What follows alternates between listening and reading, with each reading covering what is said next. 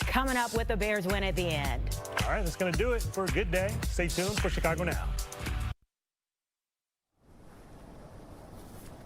Chicago Now, Friday edition, and we are so lucky to have Gabs here for the 10 o'clock hour. Thanks, Caitlin. Yeah, at least for a little bit. I think, you know, maybe Tia will take over the rest of the show. Who knows? We'll see how we switch it up, but I'll for sure be back at 11 o'clock. But it's funny, you know, I'm looking at ourselves on this monitor. I'm like, oh, we're both wearing orange.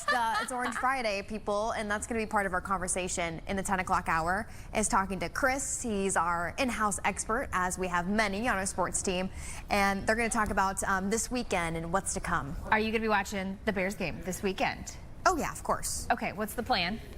Of course, some good snacks, right? Yeah, what's on the menu? You know what? I'm actually going to a little get-together at someone's house. Fun. And so I might just bring like a simple cheese dip. I feel like that usually works. Oh, yeah. You know, like something a little more fancy. Okay, here's a little recipe that you could do. What? It's super easy. Get your crock pot, a bag of frozen meatballs. Maybe some turkey meatballs. Okay. Or Italian meatballs. Don't go turkey. Get the Italian meatballs. That's what it is. Get a container of grape jelly. And Heinz chili sauce. What? Okay. Put it all in the pot and let it cook for, 4 hours or whatever. And you are going to have the perfect meatballs. Really? Yes. Okay. Yes. It's that simple. 3 ingredients. People will devour those meatballs. Really? Okay. Yeah. That might be my next Grape party jelly, trick. Heinz chili sauce. Okay. Meatballs. Yes. I'm gonna have to write that down. My current one, I usually always make like the same appetizer for every single like thing. I got a note, so I'm all distracted now. Thanks a lot, Alexis.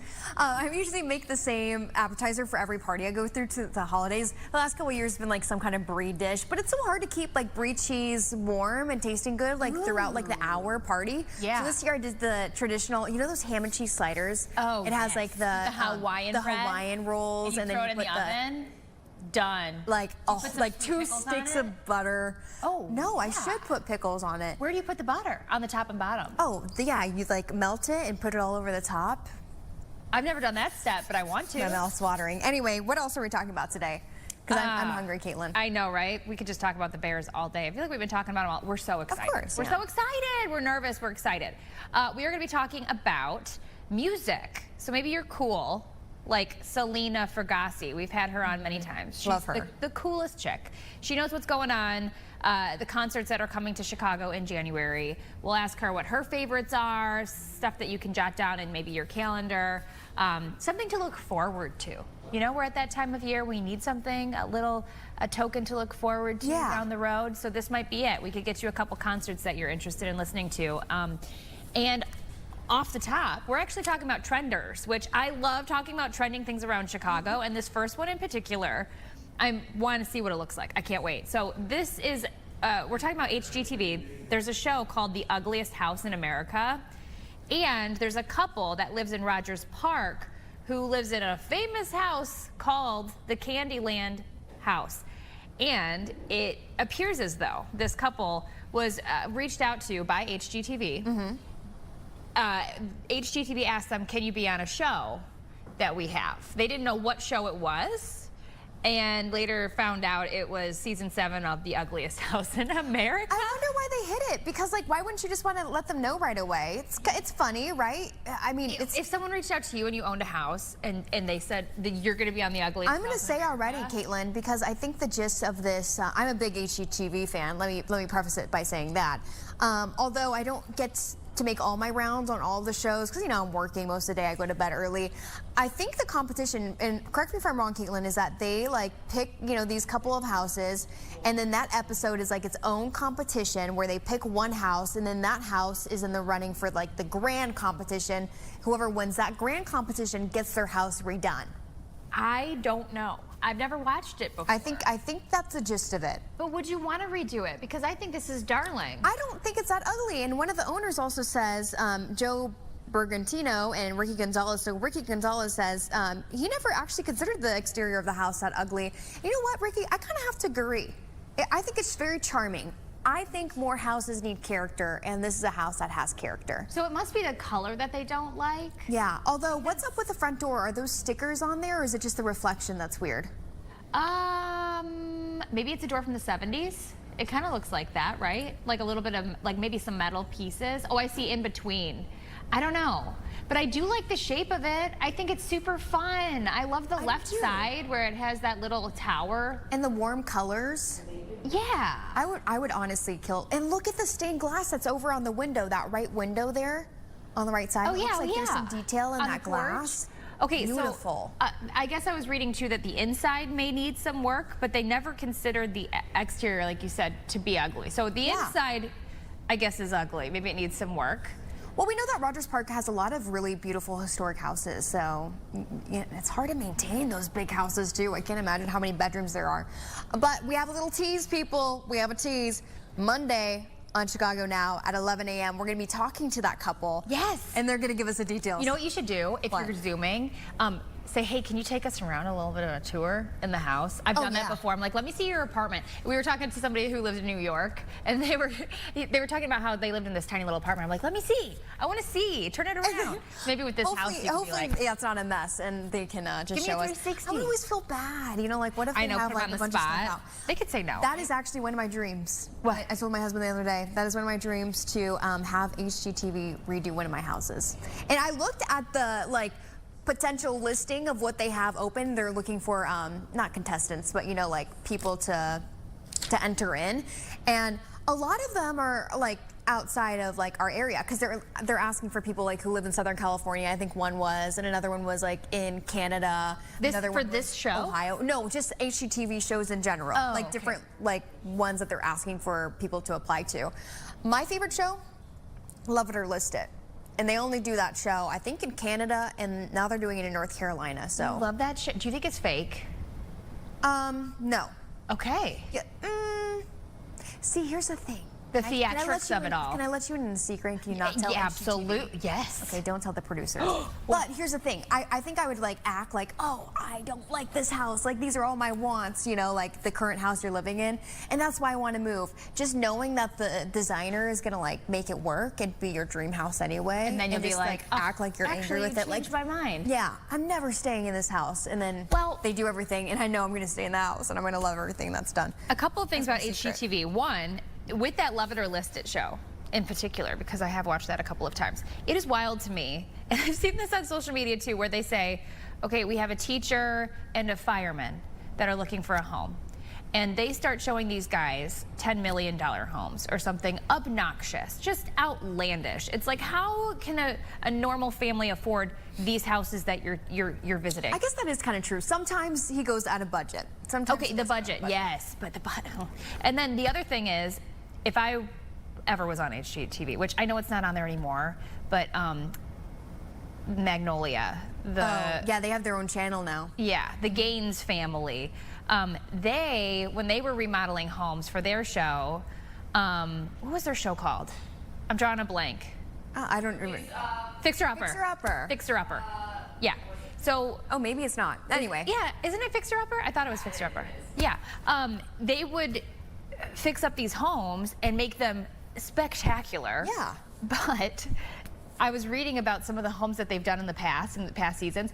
These people who own these houses either sold them and made a bunch of money saying it was the Magnolia fixer-upper home. Joanna Gaines had her hands on this house, or they rented it out like on an Airbnb and said like, come and stay because this was on a show episode blah blah blah fixer-upper. So it kind of takes away from like the whole point. But that show is my absolute favorite. I probably watched every single episode. That is good. They made a clause. They made a clause now. I've seen people doing that. They made a clause that if we do your house, you can't. Okay, just in case you couldn't hear Dina. You can't put it on Airbnb for But they made a clause now that they can't. They won't allow people to do that anymore. Interesting. Because they were hearing about it, which makes sense because they put so much heart and soul into these and they have this whole storyline. Oh, this person, you know, they're making this special for this person, a special project and stuff. Right. Anyway, this is a proof right now that all you need to watch is Fox 32 and HGTV. live like I did. Watch one on your phone and watch one on your TV. We have breaks here at Fox 32, and you can pretty much just watch HGTV TV and you'll be set to go. Next, I think your kids are going to like this. Tangled live action movie cast is revealed. Darling. I loved that movie. It was so Tangled. cute. Oh, and look at them, they're perfect. So people are really happy about this, but nobody's happier than the fans of Milo Manheim.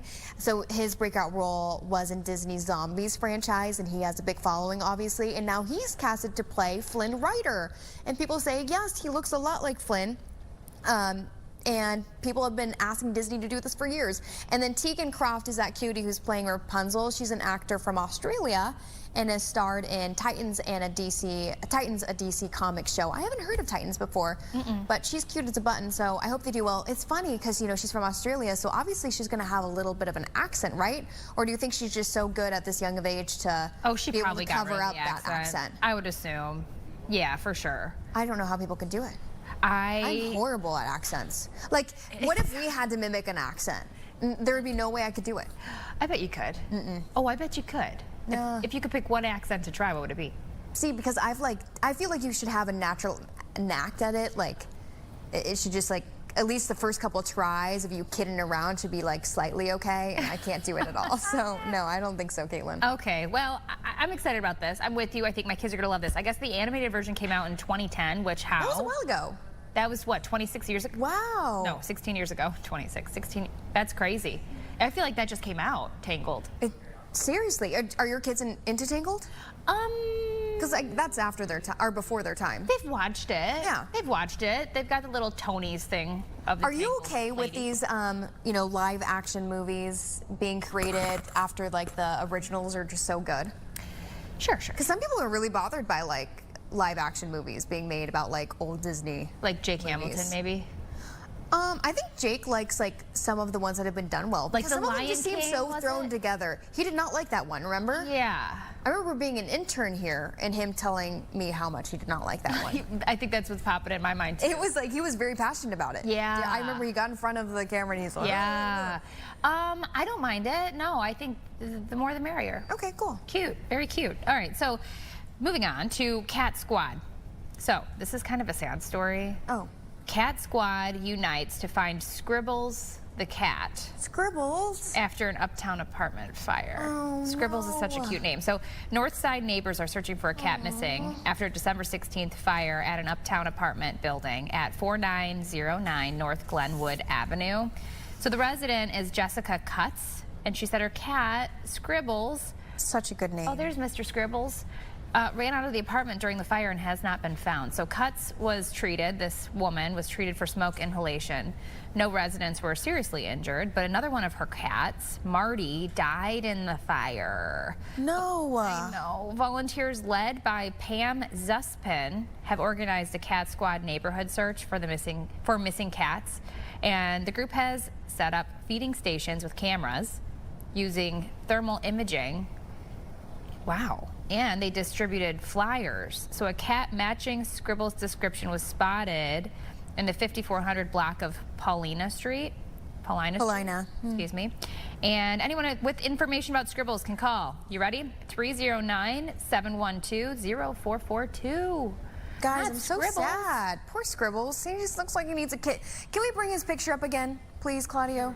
We'll describe him to you in he case needs you're a just kiss. listening. I think he's a black cat, kind of short hair. Yeah. Maybe. Let's see. Oh, Yeah. poor Scribbles. Blue eyes, green eyes. Scribbles. Russian blue is what it says. You know, it's so sad. Well, hopefully the Cat Squad is doing good work. They're doing God's work, and they can find Mr. Squibbles here. Yeah. Scribbles. Keep your eyes peeled. What a good name. Caitlin, for years, and I think we still have it up, I was talking to one of our photographers about this. When you're coming into our garage here at Fox Chicago, There was a missing cat sign. there's a missing cat sign. Yeah. That has been there for years. Yeah. Have you noticed that? Yes. Years. And I actually, not too long ago, for what? I was an intern 7 years ago, and it was here 7 years ago. And it was funny, but I was coming into the garage maybe a year ago now, and I thought I saw the cat. I mean, it looked exactly like the cat that's on this missing sign. Again, has been posted for a long, long time. And so I called the number because I was like, okay, well, what if this is like some crazy story? You know, like I find the cat down here, and obviously they put it down here for a reason. And it was a number like in California, like San Jose or something like that. And no one answered. I left a message saying like, hey, this might be crazy, but. Okay, no, literally, I texted the same number. You did? Because I saw a cat that looked just like it. So maybe it's just still But they living down texted me there. back. They texted me back. And what'd they say? They found the cat. Oh. They found the cat.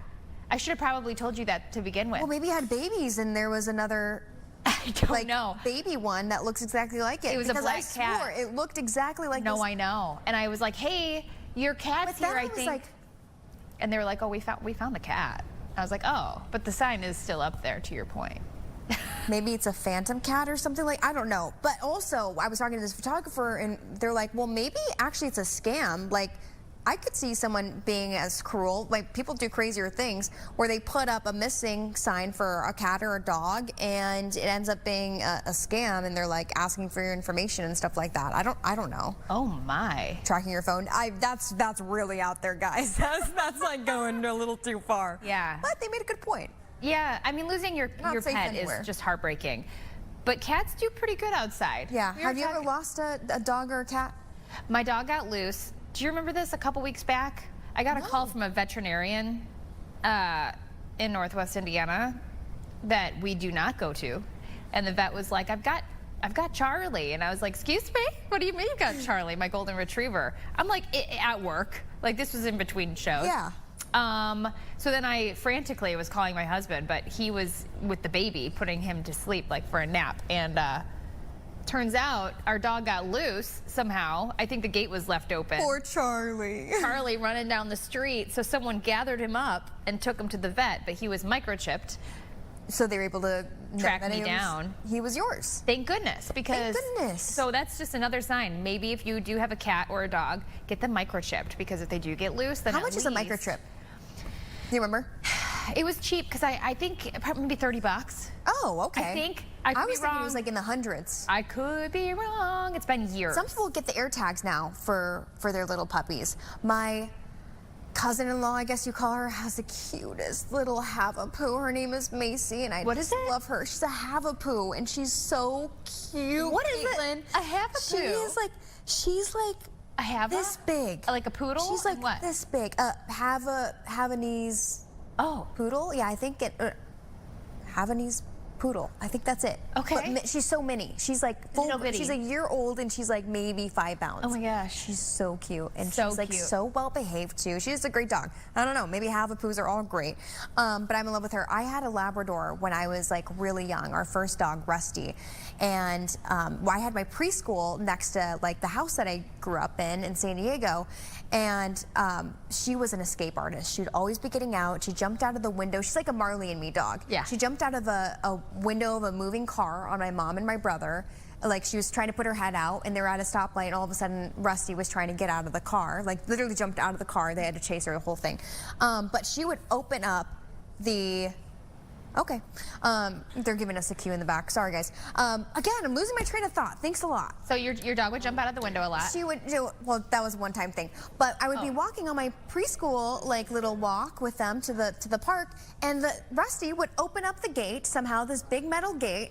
Like, it had to, like, take a lot of practice, this dog. Yeah. Like, she was a legit escape artist. And she would Labrador. come over to... Meet to you. meet me. That's preschool. darling. Isn't that so cute? That's like a movie, She Gabby. was so sweet. Are you a Rusty. cat person or a dog person? I like both, but Okay. I think it takes a kind of a certain kind of cat for a lot of people to like, you know? I think a lot of people don't like cats because maybe they haven't met the right kind of cat. You know what I Anyways, heard, though? we're told to toss to break. I That's heard. telling us to stop and Quick. stop and stop. I thought we had If until you- 10:20, people. I heard that cats, if someone passes away, their cat will eat their body, but dogs will not. I have to tell Natalie this because Natalie and I fight about dogs and cats because she is obsessed with cats and I'm such a dog person. I'm like, Natalie, listen to this. Listen to this fact. She doesn't care. I know we got to toss a break. He's going like this. We'll wrap it up. Chris K, when we get back, we're talking about the Bears. Happy Orange Friday. We'll be right back.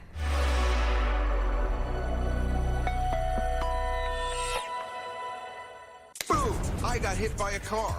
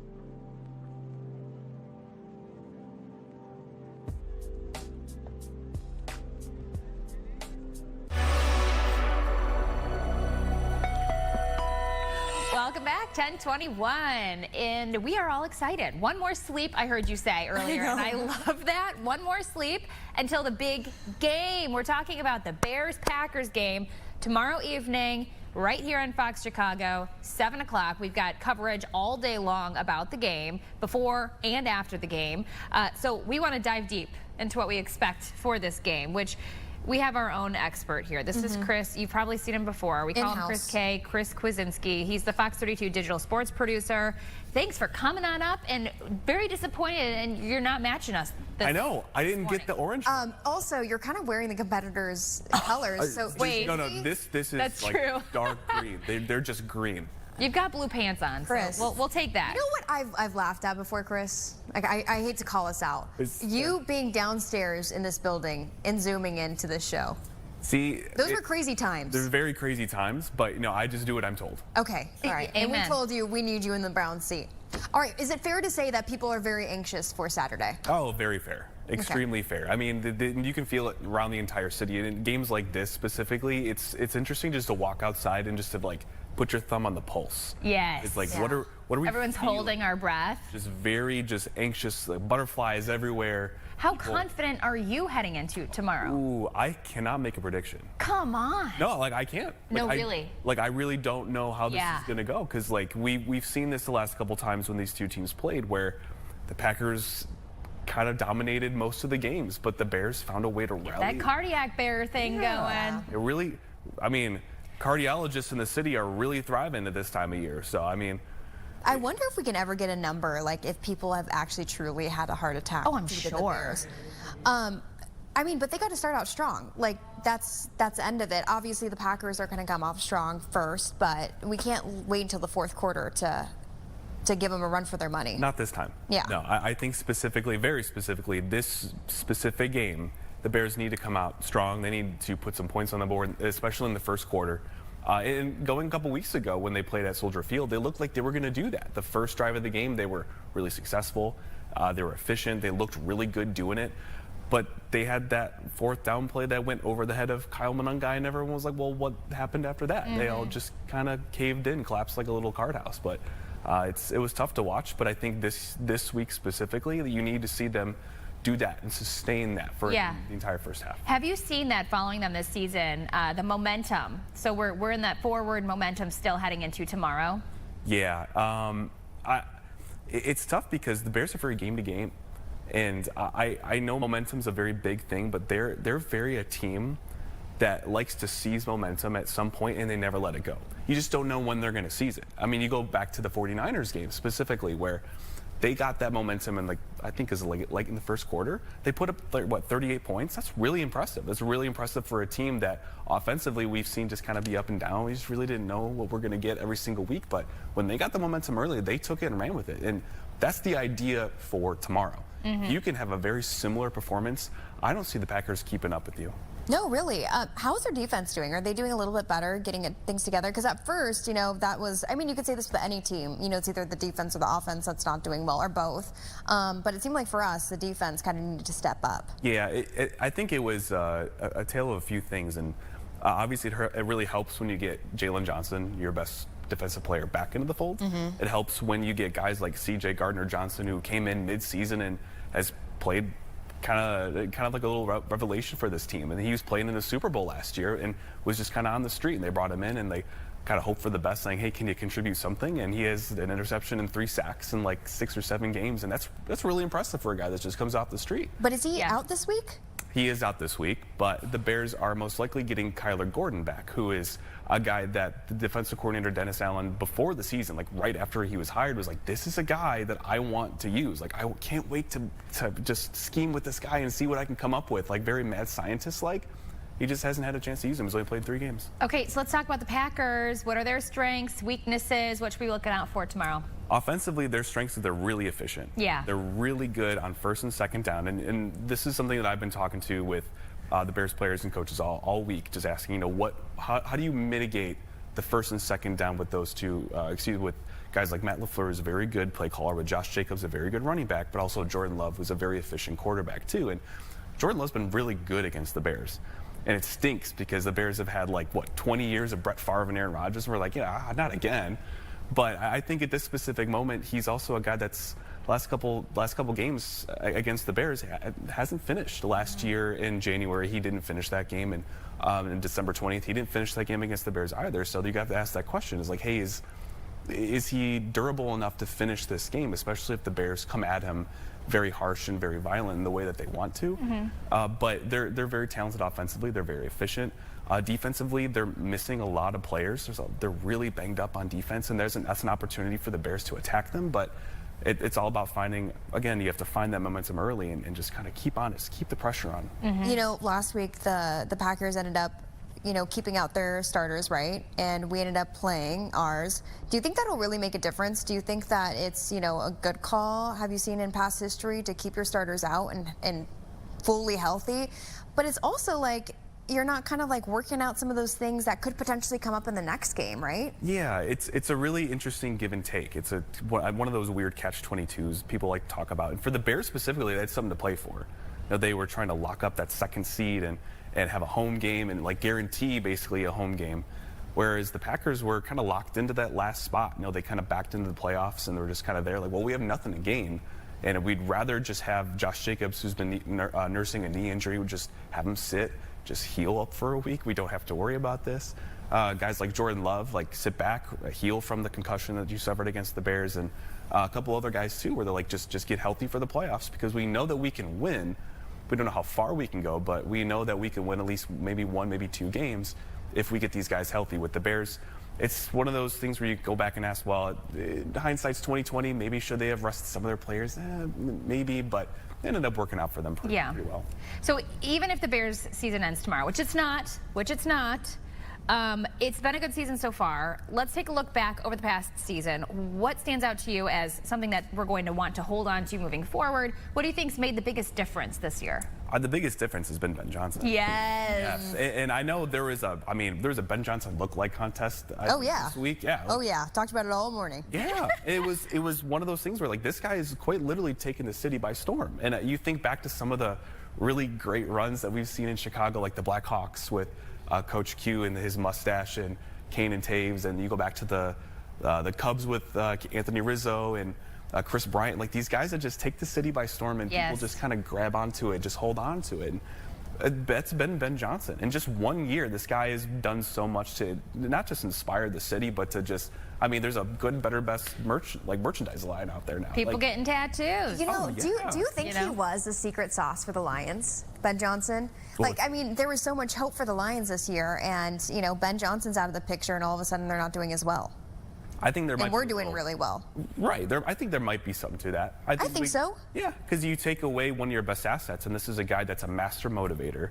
This is a guy injecting energy. Yeah, but like one thing that goes kind of under the radar is like he's just so good at just scheming. You know, he's so mindful. He's very, very masterful with how he prepares and brings things up, and you see it come to fruition, especially on game day in specific moments. Where you're like, wow, that was really interesting. Like, how did he think that up? There's a very mad scientist like to him. And like this week too, we're asking about different things, and he's like, guys, I'm just focused on winning the game. Yeah. You looked at him this week specifically. He looked like the poor guy looked like he hadn't slept for more than like 4 hours in a night. Like he is like exhausting every asset that he has to find a way to give the Bears an advantage on Saturday. He's passionate. Oh, very passionate. Okay, so I've seen this circulate, even in a text group that I'm in this morning.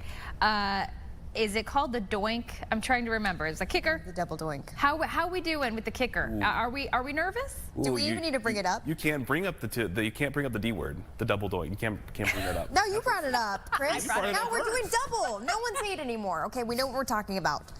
So this is it depends on where you are in the world, but some people will call it clink. They'll call it so whatever, but it.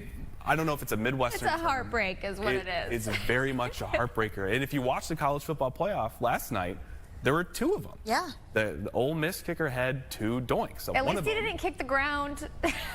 That also very wild. I do know what you're talking about. I think that's one of those lowlights that we'll kind of see circulate. Poor guy. Very poor guy. Yeah. But yeah, it's one of those onomatopoeia words where you're like, ah, okay. Like you can clearly hear it. It's clear as day. You know what it sounds like. Oh my goodness gracious. Okay, what's your plan for the game tomorrow? I will be there at 3 p.m. I'm gonna get there bright and early. Good. Yeah, I'm gonna try my best to get there, just get situated and make sure that we're ready to go. Yeah.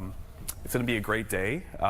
It depends if you like snow games, if you like the aesthetic of football. This is a game that's meant for you. It might have some snow flurries, like Bears, Packers, playoffs, snow flurries. Like when the football gods wrote the script of what football should look like, this is what it is. In case you're wondering what you should wear too if you're lucky enough to go to the game, it's going to be in the upper 20s, low 30s, so it's a little bit chilly. But to your point, yes, we could see a few flurries around. And that could be way worse, you know, like for end of the day, like, you know, January and you're having this playoff It could be game worse. and it's here in Chicago. Yeah. Like, honestly, it would kind of hurt the vibe if it were like 50 degrees, don't you think? Well, if it was like This is last night, just like rainy and sludgy. Yeah. Can you imagine? Yeah. Not playing football on that. No, thank you. Okay, Chris K, thank you so much for joining us. So fun. So awesome. I'm glad you're here in person and not downstairs joining us via Zoom. Craziness. All right, guys, Bears versus Packers happening tomorrow at 7 p.m. You can watch it right here on Fox Chicago. We're going to have Game Day Live at 12:30 and then a post game immediately after the game at 7 p.m. So don't even change the channel. We got you covered, people. All right, we'll be right back after this break.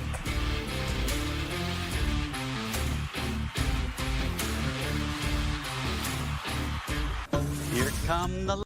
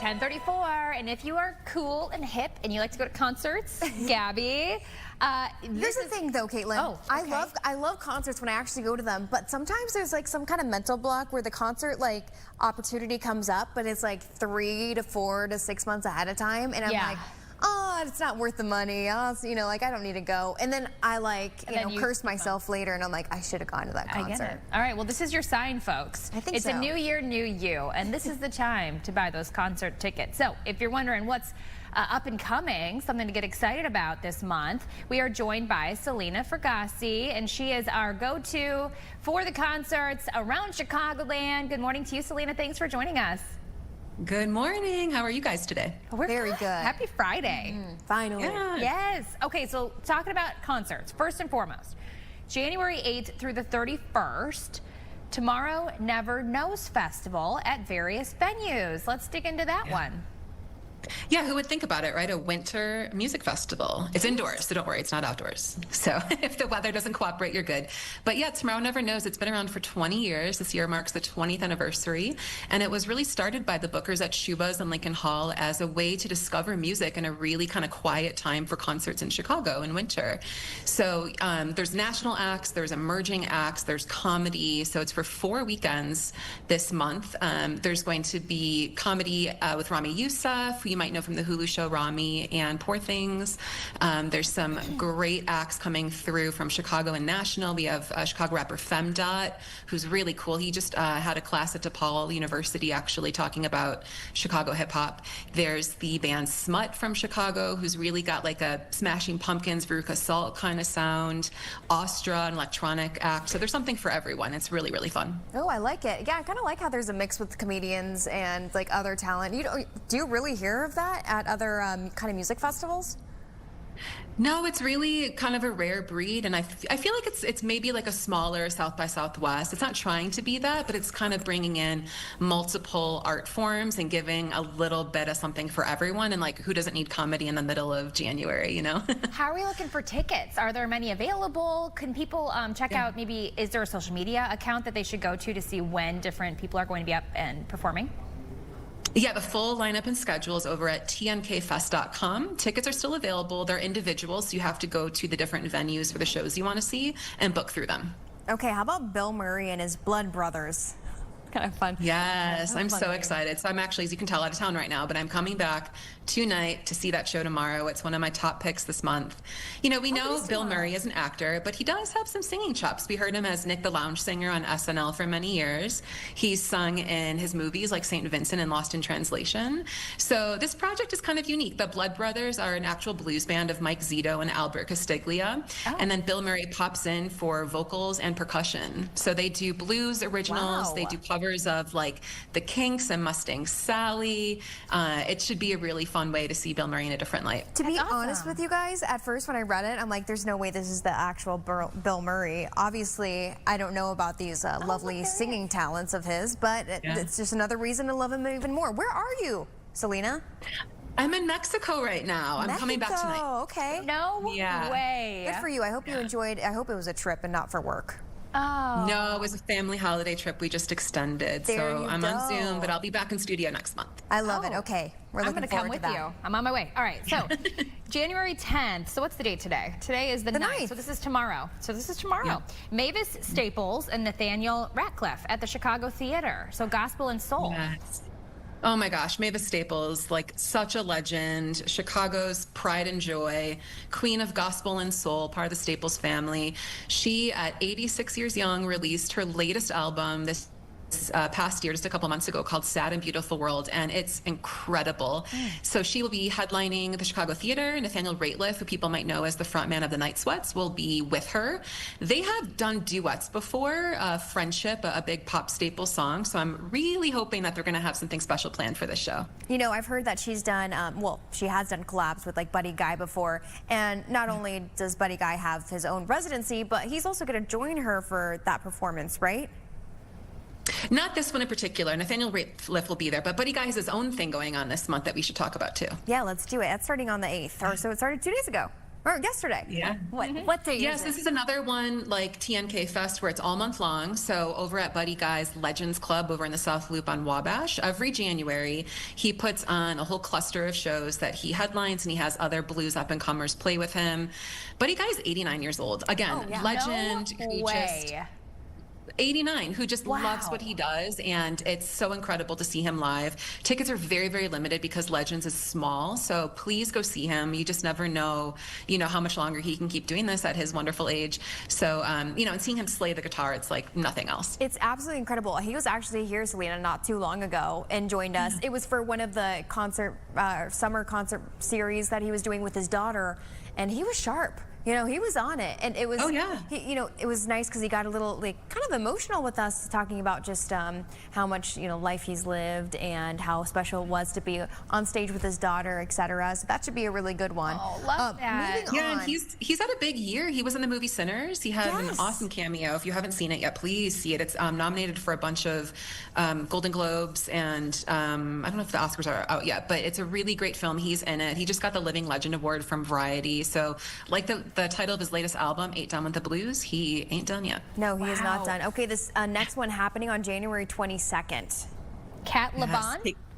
Yes, Hey, you she's got it. amazing. I didn't So try a to little bit, pronounce yeah. No, we've talked a bit about the blues and rock, but Kate's really special. She's very kind of like symphonic pop. She brings in a lot of saxophone, guitars, synth. She's actually a producer who's worked a lot with St. Vincent. They just released a brand new collaboration track the other day called Always the Same, which is beautiful. She's worked with local bands like Wilco and Horse Girl doing production work on their albums, but she's a phenomenal singer-songwriter, and bringing in all those instruments into Thalia Hall, which is a great listening room. I really recommend this show. So I'm reading here that she plays different instruments, saxophones, guitars, percussion, and synths. Can you tell us? Yeah, she has a full band with her, so like that voluminous sound, and in a spot Yeah. like Thalia Hall, it's just going to sound like the album actually just came out. It's called Michelangelo Dying, and she really, it's about like a breakup, but she really focuses in on the power of love and just what it does to a person in this beautiful symphonic album. So it will be a great night. This is going to sound maybe like a silly question. A synth? Is this an instrument? Yeah, it's like an electronic like keyboards. You get a lot of those kind of like moody ambient kind of feel to the album. Fill the so- room with the sound. Oh yeah. And her name is, really great electronics. Yeah. it's Kate? Or Kat? Kate LeBon. Mhm. Kate. Kate LeBon. It is Kate. Okay, not that Kat. actually sounds really familiar. Kate LeBon. That would make sense. All right, last one we're talking about is the Sons of the Silent Age at Metro, which is a great venue. Oh yeah. So this year weirdly marks 10 years since David Bowie has been gone. It doesn't seem like it's been that long because he was such an icon, and it's just so sad that we don't have him alive anymore. But Sons of the Silent Age is a great next bet. So they are a local cover band. They cover Bowie in a great way. Frontman Chris Connolly and drummer Matt Walker have been a part of the Chicago music history for a very long time in different bands, from Ministry to Smashing Pumpkins. They have a great full band with them, and they're going to perform the best of the Berlin albums. So back in the late 70s, Bowie had moved to Germany with Iggy Pop and released a trilogy of albums. So they're going to pick the best of those and perform them, and go early because Michael Shannon, the actor, and Jason Narducci, who's a great singer-songwriter from Chicago, they're going to do an opening set that they haven't just said what they're doing yet, but it should be really good. That's really cool. I love best of concerts. Those are the best. All right, Selena, personal question for you. Yeah. On an average day, how much music are you listening to? Oh, constantly. I mean, I get up in the morning, I go for my walk or to the gym. I have my earbuds in. I'm going to, at work, I'm working on stuff. It just depends on any given day what I'm listening to. If I'm working on a story with an artist, I might have them in my ears while I'm writing the piece. But yeah, constantly. Okay, so since you have your ear to the buzz of the music going around, especially in Chicago, should people follow you on social media to see what concerts are coming up, or where should they go? Yes, please. I'm at Selena Fragassi on all platforms, and I would love to hear from people. Let me know your show picks too, and hopefully we can feature them. Okay, Selena, is there any genre of music that you cannot stand? Mine is heavy metal. I'm sorry, guys. Mine is heavy metal. I cannot do it. She can't say yes. I can't do it. But no, Selena, we're friends now. We've known each other for a while now. Yeah, we're buds. We can talk about this. No, I love most genres, and I grew up in a very eclectic music house. We had like Motown dance party Sundays. My mom loved folk, played guitar music. I grew up a rock kid, but I love it all. Hip hop, even I would say like modern country isn't always my jam, but I love like Patsy Cline, Johnny Cash, older Modern country. Okay. Yeah. I mean, not to say I don't like it. There's I know, just I'm it's thinking not modern always country. my We're go-to. talking Make that Taylor your Swift, answer. We're gonna tweet Beyonce. it everywhere and stuff. Okay, so the opposite question, what's your favorite? Oh man, I probably rock, because they say that when you're like a teenager, that's kind of the music you grew up with and it sticks with you, and that definitely is true for me. Whenever we listen to Nirvana in the car with my girls, I'm like, this is rock music, girls. This is rock.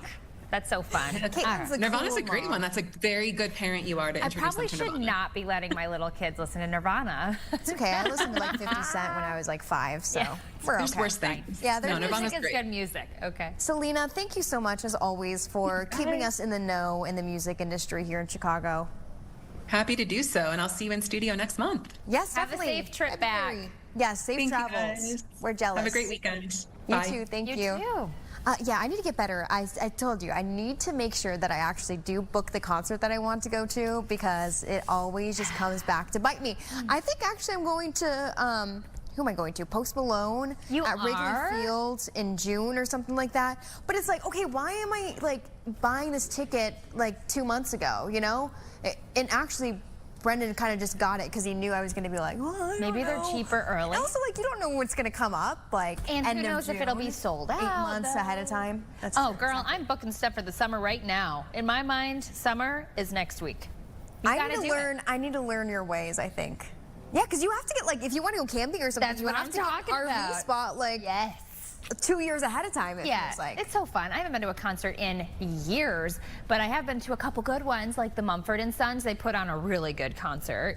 Okay. They're probably my favorite, to be honest. What's the last one I went to? I think it was Kenny Chesney. I bet that was a Soldier Field. fantastic It was really good. concert. I love country music, so I'm All good right. with that. Well, when we come back, we are going to be talking about a movie. I believe you pronounce his last name Weisel? I think so. Yeah. Ellie?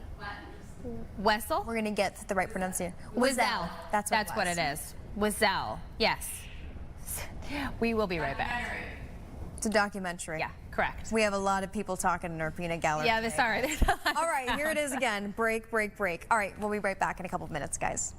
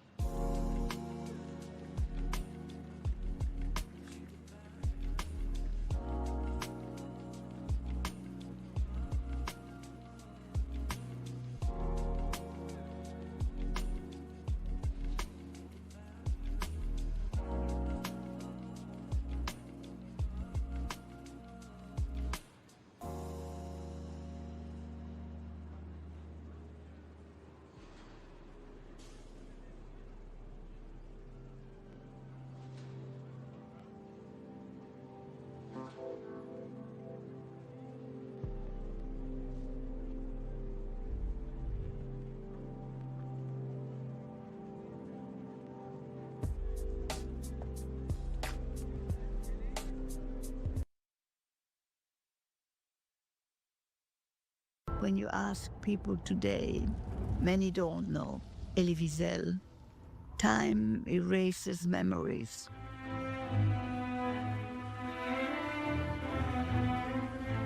One of the things that every survivor has to face and does face today is the fact of its own survival. He somehow is ashamed of still being here.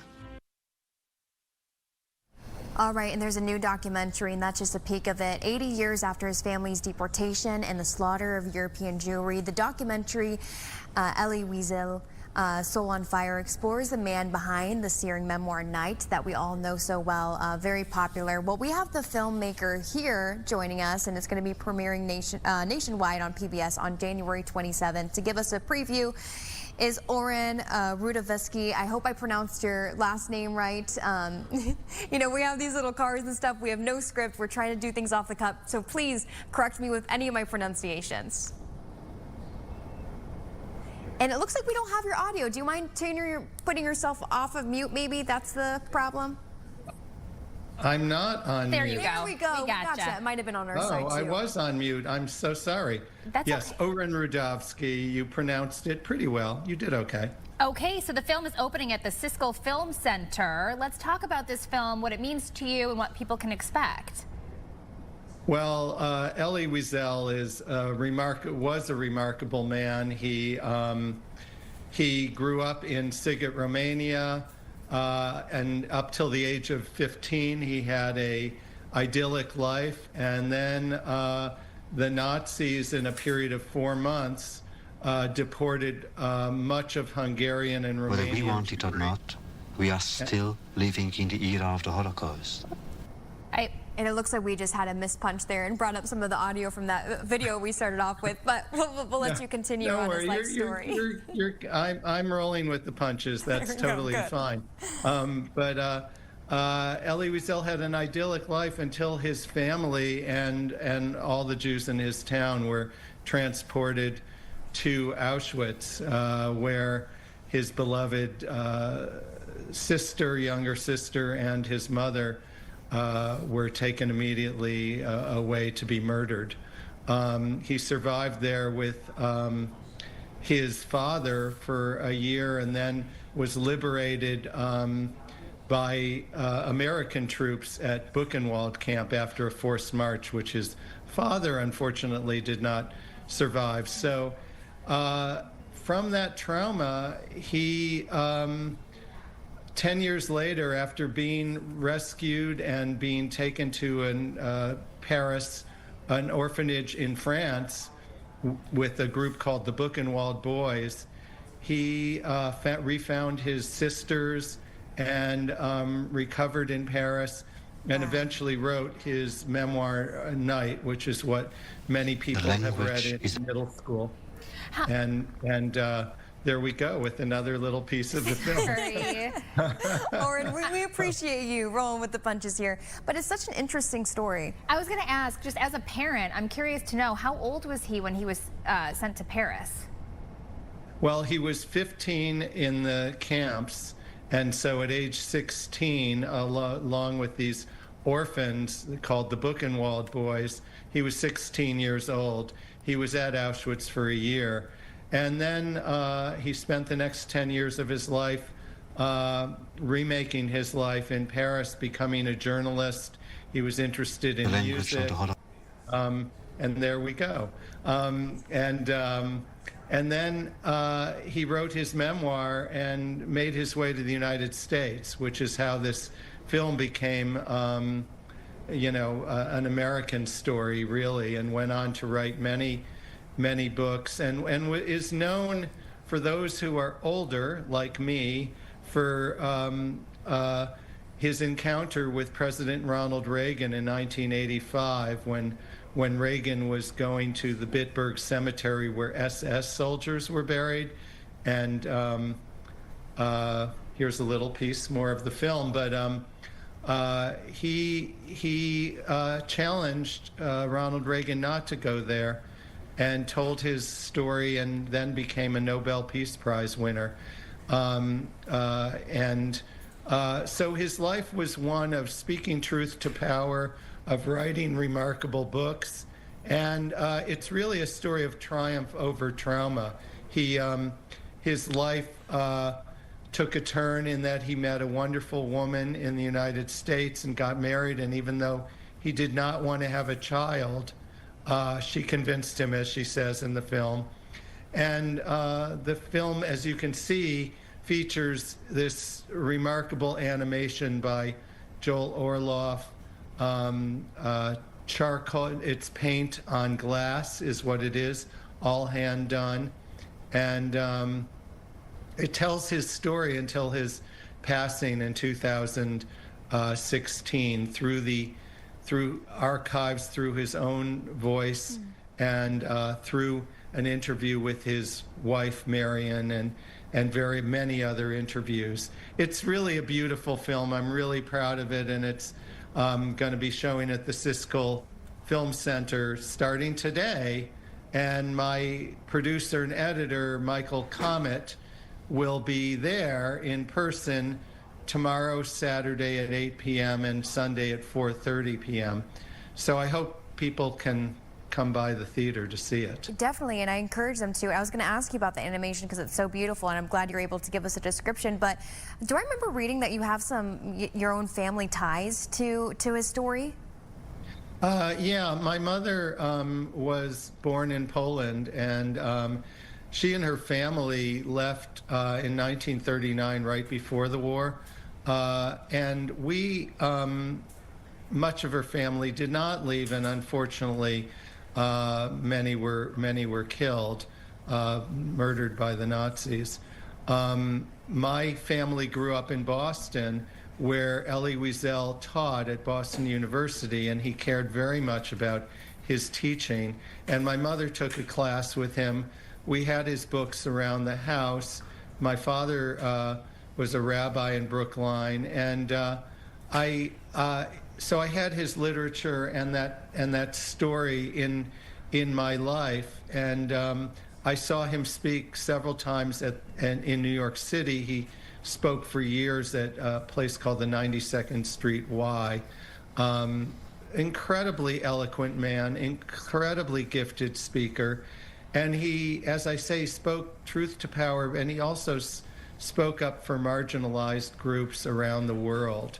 And also famously, when the Holocaust Museum in Washington was inaugurated, President Clinton was on hand at the beginning of the Bosnian War, and Elie Wiesel addressed him, asking him to intervene, which eventually did happen. Wow. Okay. Thank you so much, Oren Rudofsky. If people want more information about when they could perhaps watch your new film, where should they go? Including tonight. Yes, well, they can go to the Siskel site, and they can also go to ellieWieselFilm.com to find out more. Awesome. Beautiful. Well, congratulations to you. What an incredible story that you're about to tell and share with everyone, including also premiering nationwide on PBS on January 27th. That's still correct, right? That is correct. Congratulations. Yes. All right. Thank you. But go to the theater. It's much better in person, live. And you get that question and answer too. How special. Yes. All right. Thank you so much, Oren. We appreciate you. Happy New Year. Everyone, thanks for joining us on the 10 o'clock hour. Tia is going to take Caitlin's seat here, or we're going to do a little switcheroo, and we'll be right back with a full 11 o'clock hour as well.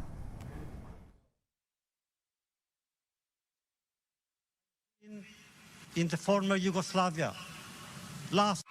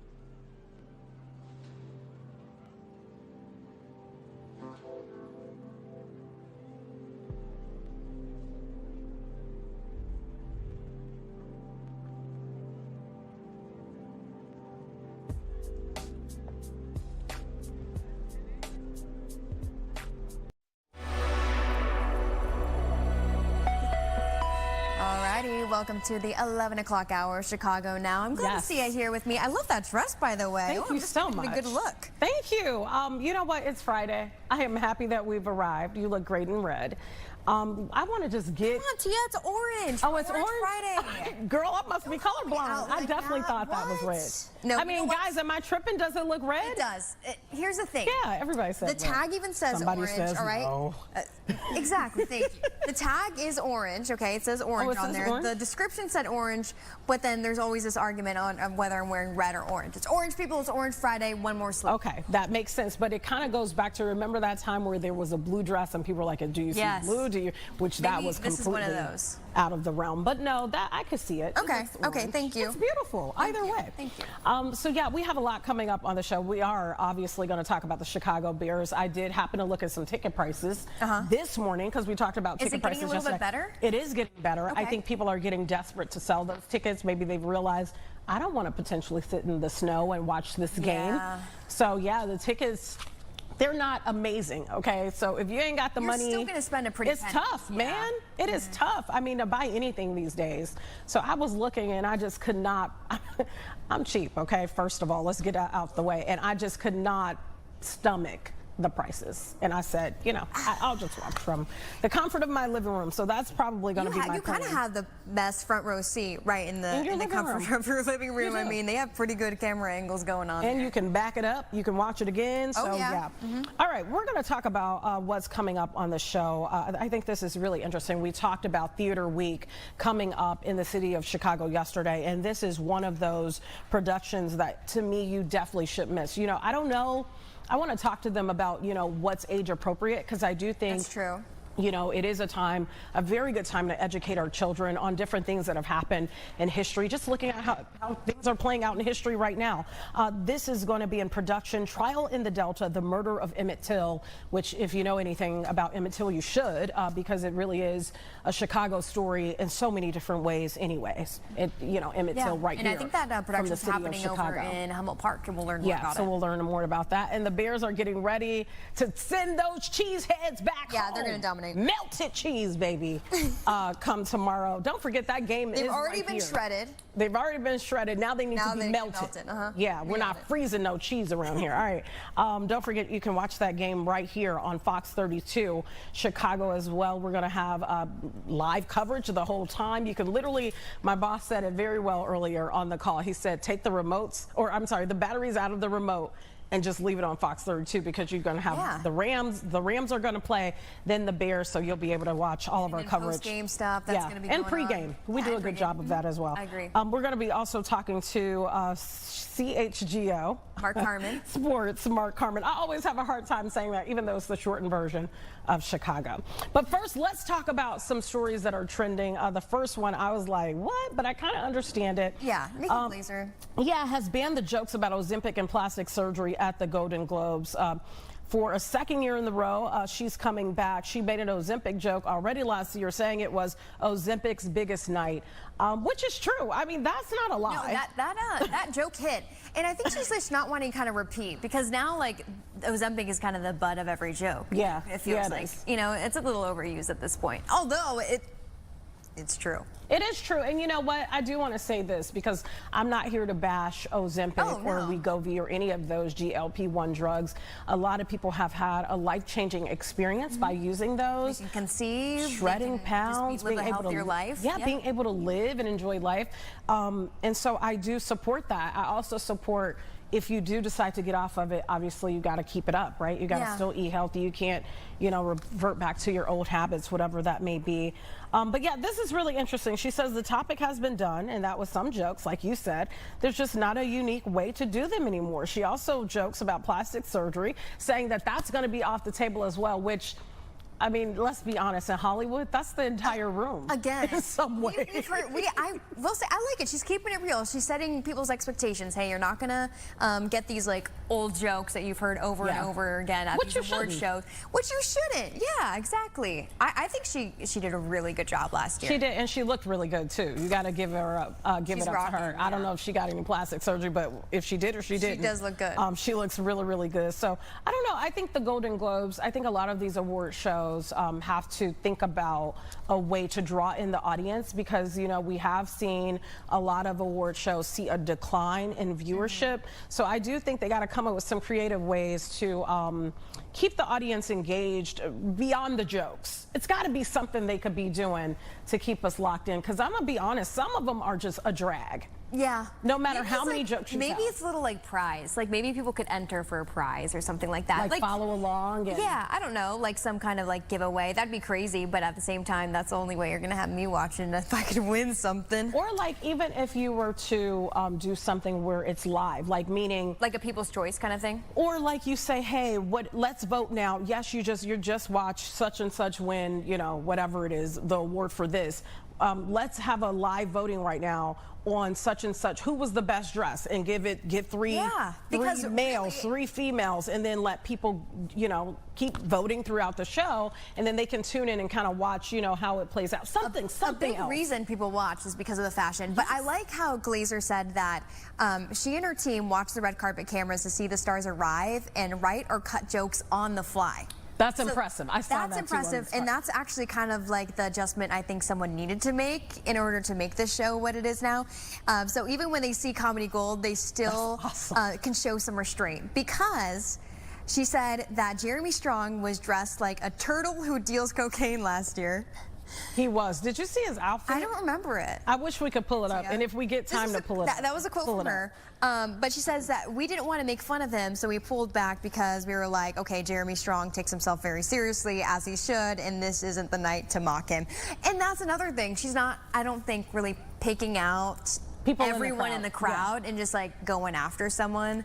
Which is a lot of comedians, that's like kind of their bit, right? But a lot of comedians that we've had on this show, they kind of say after a while that gets old. So you have to have more. What else is there? And I think one of the things that I think is amazing about what they do at the Golden Globes is that is a different twist. And then that makes it where no joke will be the same, right? You can't tell the same joke about somebody if you're seeing them in a different way this year. So I don't know. I still think they need to do something else. Hire me, and maybe I'll give you guys some advice. Yeah, use Tia's not for free. I'm not giving it to you for free. All right, let's talk about Spencer Pratt. I saw this and I thought, I saw just a, was like I don't a know. little I don't know if it was explosion in my me. ear. I don't know. Anyway, guys. He's running for mayor of Los Angeles, and I thought, I mean, you're well known.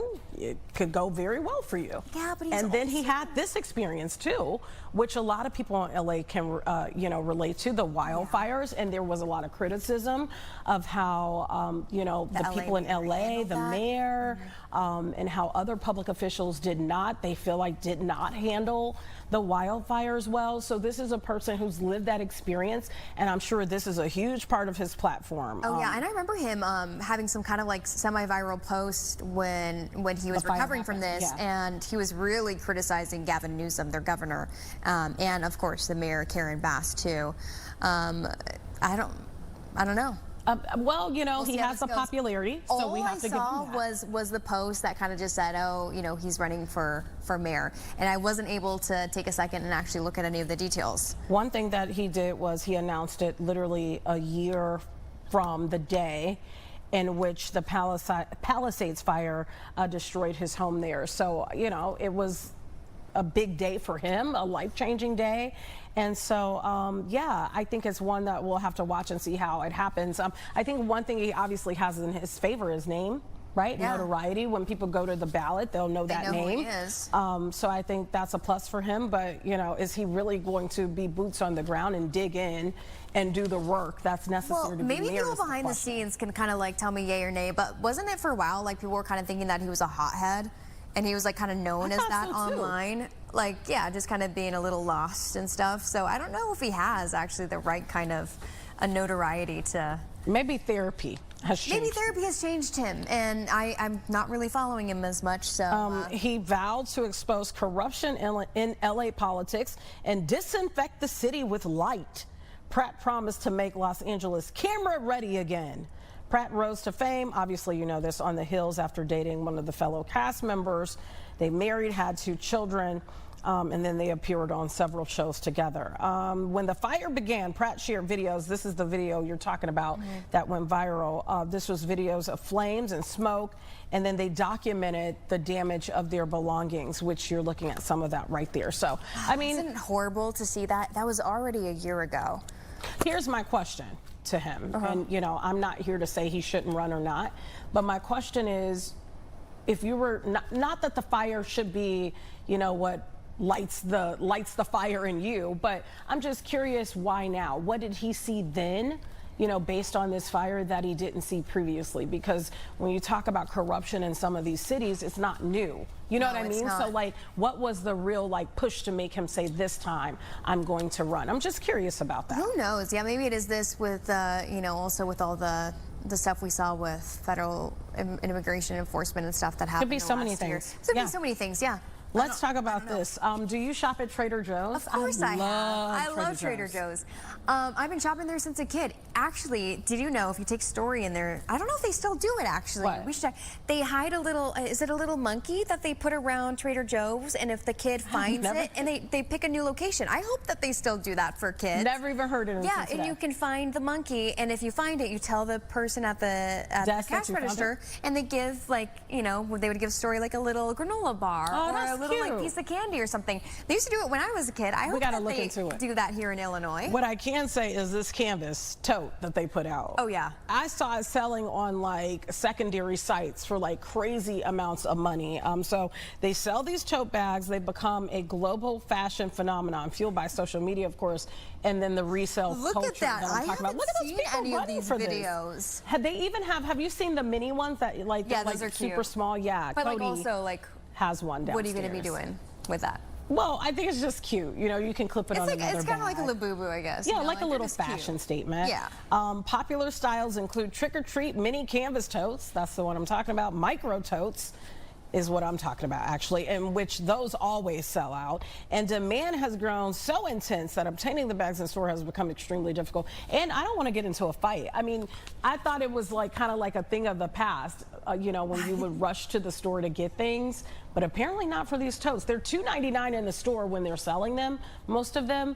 But online, I think I saw one for like $200. Oh yeah, they're like, even like, the bigger ones are like under $20. Like now they've kind of gone up in price, I think. Crazy. To be honest with you, like I didn't really know that they were that popular until a couple months ago. Like I used to have one. I actually gave, or I think I gave it away. I think I threw mine away. Well, it was dirty. You can wash it though. You can throw it in the washing machine. This was like 2 years ago. Like, no, it was beyond the point. Like it had sand in it. Like, and I didn't want to get it was a whole thing to you. You should have kept it. You probably could have sold it online for like $100. And it would have been probably considered vintage. It was only like, it was maybe probably more. like 10 years old. I wonder, honestly. do they like them stained? Do they like them worn in? You because some things they like Golden Goose sneakers, you know, things that like are worn. So I'm just asking. You might be onto something. Oh wait. Hold on. What? I said I saw one for $200 being resold. Some international listing prices shows the tote is selling for up to $10,000. Oh, you came with the card. And look, I got it right here. In Europe. $10,000 in Europe. Can you believe that? So $10,000. You dropped the ball by throwing that out. No, I completely dropped the ball. There's so many things that I probably are dropping the ball on because it's like I didn't consider it probably cool.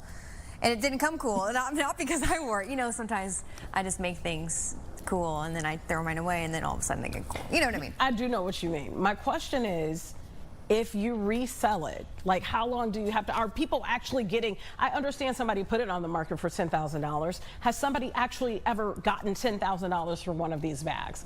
That's what I want to know. I don't know. You know what? I was, I had got a Lululemon gift card and I went to the store, and I don't really go to Lululemon that often just because like I think the prices are outrageous. Sorry, any Lululemon lovers. But I had the gift card, so I was like, you know what? I'm going to go in. I'm going to get one of those zip-up jackets that are really cute. Yeah, with the gold. Yeah, I found one and I wore it yesterday on air when I went to this Padel club. It's polka dot. It's black and it has polka dots. I was on Facebook Marketplace the other day and someone was trying to sell the same jacket. I guess like it's sold out now. For $200. Wow. And okay, actually no, People for much more than that. Much more. What was it? Yeah, because that's almost $300. It was $300. So it was like $100 more. I think it was like the jacket was like $125 or something like that. So they were trying to upsell like at least 150 more. People must buy the stuff, Gabby. They must. And guess what? I think I tried looking for it again just a couple days ago, and I couldn't find it. So someone must have bought it. Wow. So that means So maybe I'll get a couple wares and try to sell it for $500. I think I'm gonna go try to get one of those Trader Joe bags when they come back. I think you should. I just don't want to get into an argument with somebody. I'll just walk out. You know what? I bet my mom has like 4 of them. Probably. I mean, where you live, Trader Joe's was very popular. Yeah. There more so than here. So at the time. So yeah, that makes complete sense. Probably has a whole bunch of them. We will let her know. Have to put them online. Who knows? Make a buck or two. How are you feeling about this weekend?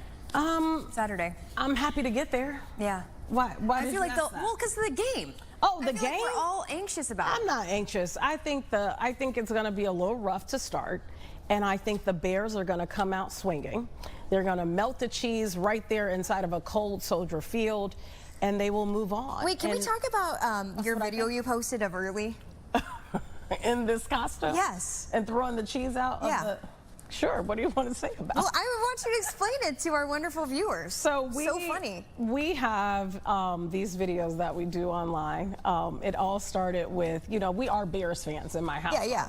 And it's funny because the kids now go to school and they say, we love the Bears. Did you see that game? They have the conversations with their teachers after the game. And so Early decided to order this bear costume, put it on, and start making these videos. And I'm just the quirky person that's like, okay, let's do it. And so the latest one, he literally did do this for real. He took the cheese, all the cheese in the fridge, and he's throwing it out. And he literally threw out all of my cheese. What? No, I thought it was like a little bit. No, every piece of cheese ended up actually in the garbage. This cheese is like actually bad. Like he literally threw it away. It was fine. Nothing was wrong with it. I think we need to sit down with Early because he might.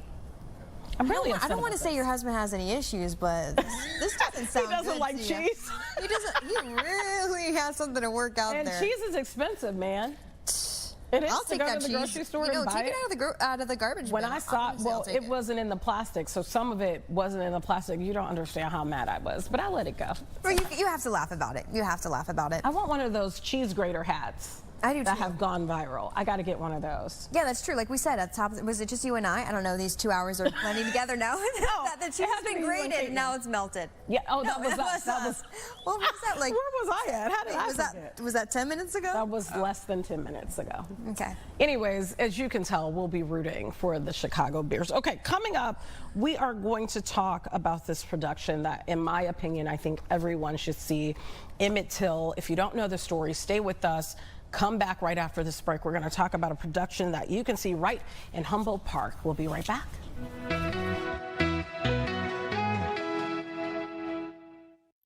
Has your business been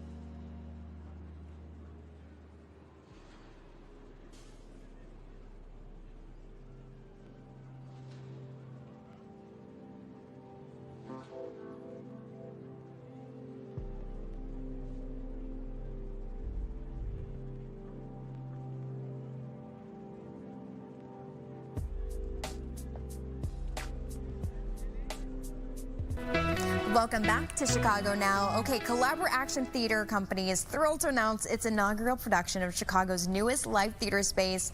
Let's talk about its Trial in the Delta, the murder of Emmett Till, the company's award-winning live docudrama. It will return in its most fully realized form yet. Joining us now is Anthony Mosley, artistic director with Collabor Action and co-director for the production, and then Darlene Jackson, also CEO and executive director of Collabor Action. Thank you guys for joining us. Thank you for having us, Really Gabby. appreciate it. Okay, let's talk. I know this is a broad question, but I always like to start, you know, for people who aren't familiar, can we talk about Emmett Till and in his story? Oh, well, you know, it's really the impetus for the civil rights movement. The decision that Mamie Till Mobley made to have the open casket, and for Black press to really cover that and spread the news across the nation of what happened to her son, the heinous murder and the injustice of the trial that released men and the mob of men to go free with the things that they had done. So it's an important story. It should not ever be forgotten. And we just hope to do it justice with the trial transcripts and the adaptation by Willie Round and Gary Mills Riley.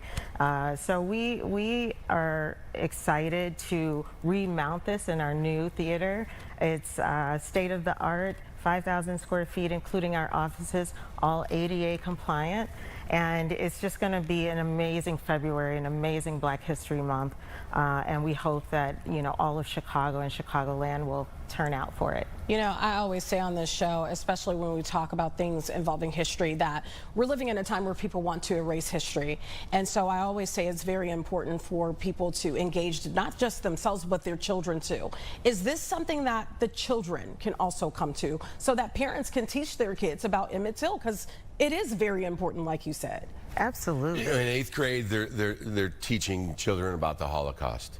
So they absolutely need to know what happened to a 14-year-old Chicago boy who was known as jubilant and charismatic and funny when he went down to stay with his Uncle Mose for the summer and was kidnapped in the middle of the night and tortured and killed. And as Darlene mentioned, you know, Mamie Till wasn't just a brave, strong woman and mother. I see what she did as the first great social media share. You know, she changed the trajectory of the way we are together as a people. And too many people don't know the story. And the court reporter never filed the transcript. And so people didn't know what happened in that courtroom, which was the playbook for how Southern white supremacists got away with doing these things. So to be able to follow Mamie's lead, she opened the casket and we're keeping the transcript open. And you know, we found ourselves in possession of the missing trial transcript, 400-page document. And Willie and Gary, Collabor Action Company members, co-adapted it, and they took that 400 pages and they chiseled it away to about 80 pages. Everything in the play was spoken in the courtroom. So when you come to Collabor Action to see the show, it's almost like you're able to sit in the jury's seat and witness this piece of history. And it's disturbing, but it's also powerful and empowering because, you know, if you don't know your history, you're doomed to repeat it. And right now, more than ever, we need to let people know how we got here. And we're not done as a people. But if we don't know how we got here, we might not be motivated and inspired to take our role in making sure that these things stop happening. And not only that, but that we thrive together as a diverse people. You said it. I mean, I couldn't have said it better. No, really. Wow. And you used a good word, because that's what I was thinking when I was watching the clip that we were sharing with people on the screen and also hearing you talk. Like, it's a very powerful story, right?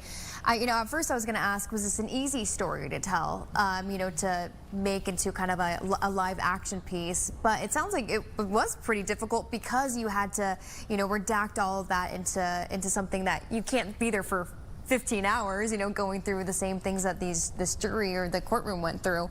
So what would you say? Was it easy in a way where, you know, it's easy to make it powerful and impactful? Emotional, I would think. It's so brutal. You know, a great lawyer gets the witnesses to tell the story so that the jury sees what happened in their own mind, you know? And so in that way of thinking of what happened to this boy and the family, and really so many Chicagoans that grew up in that era, you know, we have a great actor, Darren Jones is in the cast. He's Emmett's age, a little younger than Emmett. He said his whole life he felt like he was Emmett, you know? So it's really difficult, but in the other sense, to be part of something so special, to be a part of Mamie Till's legacy, you know, it actually happens with some ease because you just kind of let go and kind of say, what would Mamie do in this situation? And so it's difficult, but it's kind of easy because it's filled with so much purpose.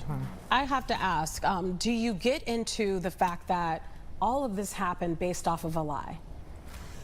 Absolutely. I mean, which is important, right? I mean, you know, so in 2004, I think they found an arrest warrant for Carolyn Bryant in the basement of a police station, which opened up an FBI case for her for perjury. She admitted she lied. So that is actually what caused the transcript to get leaked. The court reporter never filed it. The story goes that a law student had a meeting with Breland, who was one of the lead defense lawyer, and they drank a fifth of whiskey. They talked about the trial, and at the end of that meeting, he said, "You don't happen to have the transcript, do you?" And Breland's like, "Oh, as a matter of fact, here it is right here." Well, the next day, that law student woke up and said, "I have a piece of federal property here," and he brought it to the FBI, and that transcript is what opened up that perjury case. It got dismissed because they couldn't find anybody else except Carolyn herself to prove that she lied. But yeah, it's sad, you know, and the power of misinformation and lies, you know, it's still with us today. But it doesn't mean we can't go back, excavate what happened, and try to make it right. And that's what we're trying to do by letting people know, you know, what's in the trial, what happened to Emmett. And what we are going to do now as Chicagoans, now that we know, how do we follow Mamie's lead and move forward together? You know, I think that people are already, and we'll continue with our conversation, but just so that people can get on it right away, when can they watch the show? You know, especially a call to action too for people when there's so many shows to see around our city right now. You know, downtown, to kind of venture out, go to Humboldt Park. It's not that far. I shouldn't say venture out. It's not that far at all. But you know, go to a different venue, see this show. February 1st, we start to run. It's going to be 85 seats. Immersive theater. You know, we did it at the amazing DuSable Museum in 23. It's a big theater. You're going to basically be in the room. And so this is a chance to really almost time travel back to Tallahatchie County, back to that courtroom. And it's a great thing to bring your high school kids, your cousins, your family, your neighbors, so that you can have that conversation about, you know, how do we feel now that we know, and what are we going to do? And that's what Collaborative Action is all about, is providing those kind of deep, impactful, artistic conversations that move the needle forward on our belonging.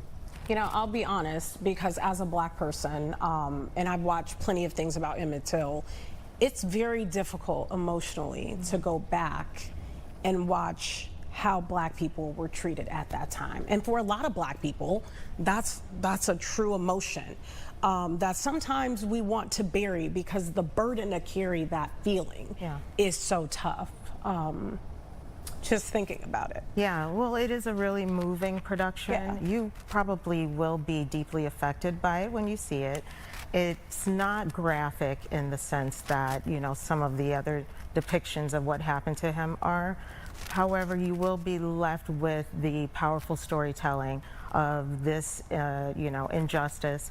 Also, you know, we ended with a crucial conversation I'm sorry for you. No, it's okay. I'm only crying because we're still dealing with this today. Right. I mean, it's real. Well, we do have a crucial conversation after every production. It's about 30 minutes for people to share and to unpack what they witnessed and what came up for them. And through that bonded experience, that shared and common experience that everybody in that room will feel and be able to get up if they want to and say a word or just listen and observe, and to take that with them. Hopefully that will inspire new knowledge, new empathy, more dialogue, and eventually some action. And that's our methodology, which we call KEDA. K-E-D-A, knowledge, empathy, dialogue, and action. And the reason why I'm crying in part is because what's interesting about us even having this conversation, I was talking to a young man who lives in Chesterton, Indiana, who is in high school, very brave, but he's experienced racism. Talked to him this morning about doing his story, and he put it out there, what he's been going through. And I think sometimes we think, oh, Emmett Till, that was so many years ago. It was. But for some people, this is their story right now. Little Julian that I spoke with this morning, he was just called the N-word last week. This is real for a lot of people. Maybe you're not being lynched or killed necessarily, because we've heard of that happening too. Oh, but it's lynching. Yeah, it's still a lot of things that are happening. And so my point of what I was saying is, it's so important for this story to be told and for people to come out and experience, regardless of what those emotions conjure up inside. Yes, that's right. You've got to feel things. You have to. That's where empathy, begins. If you just sort of numb yourself to what's going on and close your eyes or bury your head in the sand, nothing can change. You might be the person that changes the trajectory of this world. And so you have to be moved to action in some way. And so you don't know where that's going to come from. So go out and experience things for yourself. Don't listen to this, the tunnel of things that we get all the time. They're inundating us with all of these messages. Go out and feel what your heart tells you. Yeah, it's so important too. Is there any other production that you guys are working on, any other story like this that you're hoping to tell? Well, we have an amazing youth program called The Light, and we pay them to come in and make work about the social change platforms that they care about the most. And they use our methodology of inspiring new knowledge, empathy, dialogue, and action. And they are so wise. So great. And brave and fierce. And it's really incredible, and so that so that's our 13 to 18-year-olds, and then our 18 to 25-year-olds are called the Luminaries, and actually they have an open mic at our space in Humboldt Park on the third Tuesday of every month. It's called Radiate. It's free and open to everyone, so that's a great thing to check out. And we have a bunch of plans. Once we open the space in the show with our 30th anniversary production of Trial in the Delta, which we hope to run for a while, we're gonna, keep on creating shows that inspire powerful dialogue and action. Here's my final question, because I'm looking at the array of actors and actresses that you have that are part of this. Are they all from Chicago? Is this like, because I know we love to support Chicagoans, is this like Chicago through and through? Oh yeah, oh yeah. And a lot of the cast has been with us for 4 years, and actually last night we had our first rehearsal. In the middle of rehearsal, we started flooding in our new theater. Oh. And the cast, we mopped and swept together for 2.5 hours. It was amazing ensemble bonding moment, and it was like, these are the kind of people that you want to take on a heavy project with, the ones who will go sweep a flood. And we do have a really special project coming up. It's called Lawndale King. Okay. And it's going to be at the Chicago History Museum on the 19th, and it's about in 1965 when Dr. King moved into North Lawndale as part of the Chicago Freedom Movement. And that's a new play written by Willie Round, who's the co-writer of Trial in the Delta. And I will be playing Richard Daley Sr. Okay. Just so everybody knows. We'll brace ourselves for that one. I have a feeling you're going to do a pretty good job. Yeah, I get that feeling too. How exciting that you guys have this new space. Congratulations on that. This is a time where, unfortunately, a lot of us in Chicago is an arts town, right? But still, you're seeing nationwide that maybe there's not as much support. as we used to see for the arts. You know, maybe what's your message to people at home? How can they support Collaboration and just Chicago arts in general? Connect to people. Theater, live performances are the lifeblood of our city, and it's where you get things in real time. Not some translation. And so you have to come out and you have to feel it. You have to belong to a community and support it and uplift those voices that haven't been heard, hear those stories that haven't been told. And that's how you get a deeper understanding of life and all of its messages and meanings. Sure. And so I say come out, experience it, come to Collaboration. We are in the heart of Humboldt Park, and it is a great place for community, for culture, and for creativity. What's your website? It's collaboration.org. And yeah, you know, we live in the greatest cultural and arts city. We really do. We do. In this hemisphere, for sure. And in great art, really, over time, it really shapes who you are. You know, it's more than just entertainment. You can educate and grow and connect with other people. So get out there and change yourself with some great art. Thank you both for coming on our show. Thank you. Sorry, I'm a crybaby. No. That's who I am. Because you're real. Tia. Yeah. You know what? Yeah, I got to come out there with my family and see this show. Please. Thank you for what you do. Thank you. All right, stay Go with Bears. us. We'll be go Bears. No kidding, Stay right? with us. We'll be right back.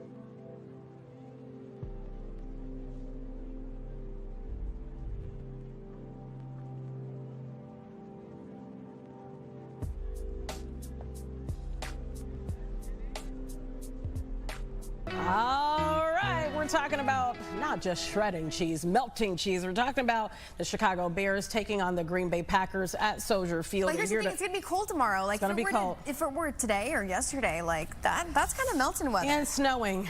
But it seems like it's timely. Like, this is kind of how it's meant to be. It's coming from the frozen tundras, like it makes they sense. like to call their venue, to Chicago, which is also gonna be cold. fun. It makes sense. So joining us is CHGO Sports Mark Carmen. Thank you so much for being with us, Mark. Tia and Gabby, thanks for having me. You guys are lighting it up big time here, going from the Bears from the last conversation. So happy to. I know. You know what? That's our show, though. We like to cover all kind of topics. All bases. All bases, things that can get the city excited. I got to ask you, Mark, we've been looking at a lot of action happening in the NFL. Some coaches have been canned, I mean, that's happened. So a lot of pressure on Ben Johnson. What do you think is his biggest challenge going into this game tomorrow? So, I mean, he's really he has an opportunity to stamp his first season. No matter what happens, and I know it's not the easiest thing to digest, but even if the Bears did come up short tomorrow night. Look, it's an 11-win season. It's his first year. Caleb has set the all-time record for passing yards in one single season for a Bears quarterback. He's got a lot more meat on the bone there, too, for the future. So, I mean, it's been an incredible year for Ben. But, you know, look, he also was irate after the last loss to the Lions and is telling guys, if you're coming to work, you know, don't show up unless you're ready to work for 5 weeks. So he's talking about winning the Super Bowl right now, which is amazing and possible, but you know, obviously the Bears are going to have to play a lot better football than they played last week specifically, and even the last 2 weeks, because the defense has been on a downward slide here. They'll have to find their footing big time Saturday night. I know, and that's kind of what we've heard from the beginning, is that the defense has needed to work. So is it kind of like, Mark, like a, you know, start off strong or go home? Because it doesn't seem like the kind of game where they can just come back in the fourth quarter like they have been. Yeah, I mean, that's fair, Gabby, but it's also, look, they've started slow a ton this year, and somehow, some way, they've always found a way to be in it at the end. So, you know, if it got way away from them, then, you know, maybe this would be, you know, a completely different feel, and the season would end in a dud. But I don't expect that to happen. I also hope that, you know, like, that they'll start better, that they will find their ground game. Green Bay's defense is plenty injured themselves. They've lost 4 in a row. Their best pass rusher has been out for a while. They're not getting a lot of impact really anywhere on that defense. So I would hope that the ground game could get going. Caleb finds his rhythm, sees some completions, as he put it, and the Bears could put some points on the board early and really get Soldier Field turned up. What are you most concerned about come tomorrow? The Bears' ability to get to the quarterback, the Bears' ability to cover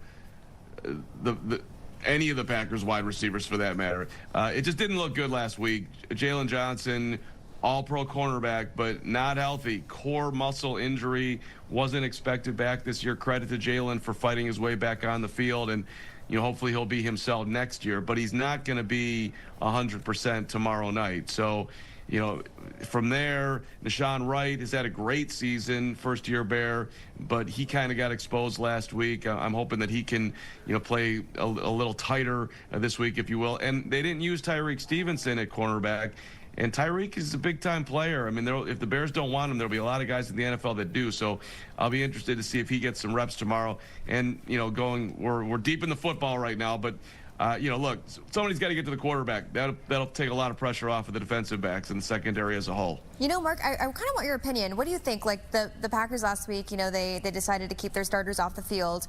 The Bears ended up paying their starters against the Lions. You know, in your experience, like looking back at other games or other teams, is that really that helpful? Because in my mind, it's like, okay, well, yeah, there's risk for these players to get hurt, but at the same time, also there's an opportunity to learn from maybe something that would happen in that game and take it towards the next serious game. Yeah, I mean, I think in this conversation, it really depends on your situation. The Packers weren't playing for anything. They were locked into the 7 seed. So for them to risk injury, I mean, we are playing football here just to, you know, try to get some level of confidence or rhythm, especially when their quarterback has been hurt. It didn't make a whole lot of sense for them. But for the Bears to play their guys, well, you're playing for the 2 seed. You're playing for a home game in the second round. You know, they had a lot at stake. So that was what was actually most disappointing about the game, is that Detroit was playing for nothing and the Bears were playing for, you know, an easier path to the Super Bowl, and they just kind of did. I mean, as they called it, they came out flat. So I think the Bears are right to play their players, even though, you know, they lost one of them in C.J. Gardner-Johnson, who's not going to play this week because he got concussed, and that sucks, for lack of a better word. But I thought the decision by Ben was the right one. I'm just curious, do you think there's any players to watch? And the reason why I ask that is because one player that comes to mind that we've seen a decent amount of action from on the field is Ja'Day Walker, who was not considered to be, you know, a star player, you know, coming out of all of this for the Bears. Any people that you think will have that uniform on that, you know, maybe people typically aren't really thinking about them, but could be a star player in this game? So that's a great name, and Jade was a great story. Undrafted free agent, was the MVP of the Texas A&M locker room for the way he went about his business. Impressed in training camp. People might remember the touchdown catch that he made in the last preseason game from Tyson Bagent to win it at the Horn. And it was like, oh, who is this guy? It was not an easy play. Great throw, great catch. And here he is now making plays, against Green Bay in the last home game. Huge catch in the corner of the end zone. So, and he's, they're keeping him on the field. So that's one name to watch. Another guy, though, on the defensive side, DeMarco Jackson, third-year linebacker. When he got an opportunity to play this year, he played well. And then Tremaine Edmonds got healthy and TJ Edwards got healthy. But neither of those guys seem like they're at their full powers. So I do wonder if there might be a tweak there, and maybe DeMarco gets an opportunity to get out there and make an impact Saturday night. Mark, just thinking about the beginning of the season, what we expected to come out, just the NFC North, just with placings and stuff like that. Of course, we had a lot of high hopes for the Bears. But, Super Bowl! You kind of called it, Tia. I've been saying it. They're going to the Super Bowl. I'm not going to be drab about it. They're going. Even before, the record started turning around. But, the Lions were supposed to come out on top. They lost Ben Johnson. He comes to the Bears. The Bears are doing a lot better. I don't know. What do you think? That's kind of our secret sauce, is to have Ben Johnson. And I don't know. What have you thought about the whole season? How things have ended up? If you're talking about secret sauce and the greatest thing that's happened to the Bears this year, you're absolutely spot on in my viewpoint that it is Ben Johnson. He wanted to come here when there were a handful, if more than that would have hired Ben Johnson to be their head coach. And for whatever reason, he wanted to come to Chicago. When he got on that Zoom call, he told them that's the first things, I guess, out of his mouth, where I want this job. And credit to the Bears, it wasn't cheap to bring him here. I mean, they're paying him $13 million a year, which is way more than they've ever paid a coach. So he really, not only is he shrewd and has a great understanding of how to run an offense in today's NFL, he's also a fantastic leader, and he's able to speak truth about his team to the media, to his players directly, good, better, best, all of it. I mean, this has been such a enormous find for the Bears, and I would, tend to remind the Bears that at some point, Ben's probably going to want to do business a little bit different than they do business at Hallis Hall historically, and to, not get in his way. This is a gem that you have found, and he's going to hopefully lead you to places that you haven't been since 1985, and hopefully be able to do it, multiple times if the roster keeps on getting fortified. They add on to it after this season, and who knows what's possible this year. Yep. I hope so. Super Bowl is possible this year. That's what it is. All right, Mark Carman, it's always a pleasure. You saw that right there. You can start watching the game right here on Fox 32 tomorrow night. Mark, we'll see you on Monday when we talk about the win that the Bears had against the Packers. Let's go, Tia. Let's go, Gabby. And we'll be watching. It's going to be a ton of fun. Get her done. Mark. All right. We got it. We'll see you later. All right. Stay with us. We have a lot more right after this break.